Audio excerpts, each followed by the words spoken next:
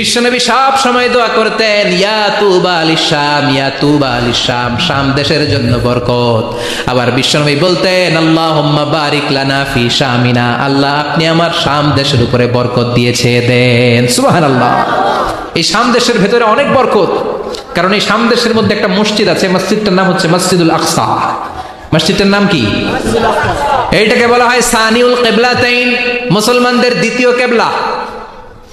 বিশ্বনবী মক্কা থেকে মদিনাতে হিজরত করার পরে মদিনায় যে 16 মাস কিংবা 17 মাস ওই মসজিদুল আকসার দিকে হয়ে নামাজ পড়েছেন। সুবহানাল্লাহ। বিশ্বনবী সব সময় দোয়া করতেন, ইয়া তুবা আলিশ শাম, ইয়া তুবা আলিশ শাম, শাম দেশের জন্য বরকত। আবার বিশ্বনবী বলতেন, আল্লাহুম্মা বারিক লানা ফি শামিনা, আল্লাহ আপনি আমার শাম দেশের উপরে বরকত দিয়েছে দেন। সুবহানাল্লাহ।